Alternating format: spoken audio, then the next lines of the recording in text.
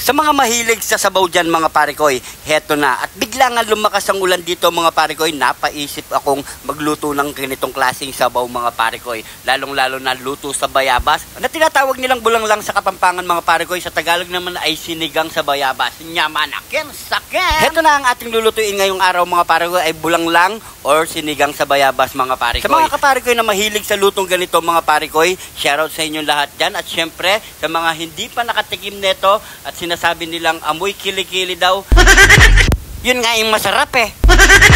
So ready na ang ating karne, bayabas at kangkong mga pare koy. So nakapagpainit na tayo ng tubig mga pare koy, ilalagay na natin dyan yung ating bayabas at ilagay na rin natin yung sibuyas at yung gabi. Palambutin muna natin ang bayabas mga pare koy bago natin ilagay ang ating karne. At kapag malambot na ang ating bayabas mga pare koy, ilalagay na natin sa strainer yan mga pare koy para dikdikin muna natin yan mga pare koy, palabasin natin yung kanyang katas ng bayabas mga pare koy. So syempre, gusto muna natin i-shoutout si Jojo De Jesus ng Marisol, Angeles City, Dan Bondok ng UK, Lisa Estrada ng US, Paul Cura ng Angeles City, at kay Emerson Manalang ng San Luis, Pampanga, at kay Ma'am Renarda Rivera. Shoutout po sa inyong lahat mga pare koy. At kapag mapiga ng ating bayabas mga pare koy, pwede na yan at pwede na natin ibalik sa kanyang sinapupunan.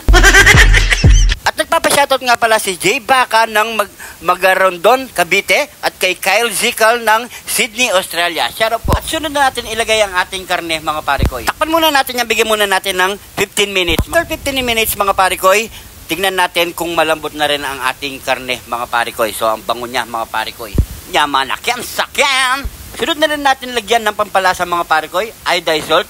Tagsiyan nyo lang mga pare koy yung alat mga pare koy para hindi masyadong di baling matabang kasi magsasoso pa tayo ng patis dyan mga pare koy. Lagyan na rin natin ng kangkong, yung siling haba, yan. So takpan na natin yan mga pare koy, siguro mga 3 minutes or 2 minutes, okay na yan. So maglalagay nga pala tayo ng konting asukal dyan para pambalance sa kanyang lasa mga pare koy. You know? So antayin lang natin yan mga pare koy, 1 minute, okay na yan. Heto na, luto na ang ating amoy kilikili.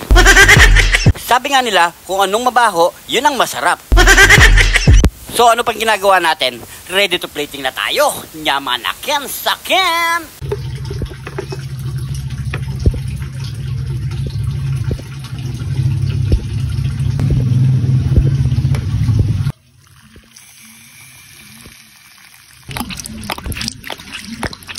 Heto na ang ating nilutong bulanglang or sinigang sa bayabas mga pare koy. At syempre hiniwalay na rin natin ng sabaw at syempre gumawa tayo ng sili na merong patis, mansi. Ayan o, syempre kanin. Bago tayo magbukbang, pray muna tayo. Thank you Lord sa napakasarap na pagkain na ito Lord. Bless po yung viewers namin Lord. Bless po yung sumusuporta sa amin Lord. Bless po yung family kalusugan namin Lord. In Jesus name, Amen. So sabayin nyo na po akong kumain. Magapag na rin po kayo mga pare koy. Higup muna tayo ng sabaw.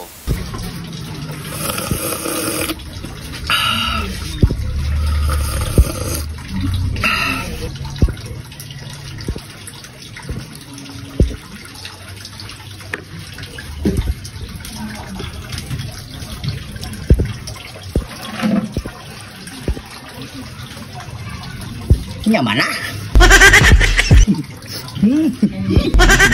Grabe, solid ang sarap ng sabaw na to mga pare koy at ang bango ng bayabas mga pare koy. So subukan nyo na to mga pare koy, sa mga hindi pa kumakain nito, baka masubukan nyong maparami ang kanin nyo mga pare koy. Shoutout din po kay Marcelo Bautista ng Pangasinan at shoutout din po kay Pancho Tives ng Malabon, Alan Samson, Elizalde Cambronero at syempre kay Jaime Katumora ng Pila, Laguna. At kung napadaan ka naman sa parte ng video na to mga pare koy, paki-comment kung saan umabot ang ating video para alam natin mga pare koy. Kung hindi ka pa naka-follow, mag-follow na. At sa mga bagong followers natin dyan, maraming salamat po. Welcome na welcome po kayo dito sa June TV. Shoutout din po kay Louie Navy ng Kapas Tarlac, kay Peter Ang ng Jensan, at syempre kay Chongson Family ng Malolos, Bulacan, Rex Garcia ng Cagayan Valley, at kay Aji Samonte ng Purok 7, Balok, Santo Domingo, Nueva Ecija. Shoutout po sa inyong lahat mga pare koy.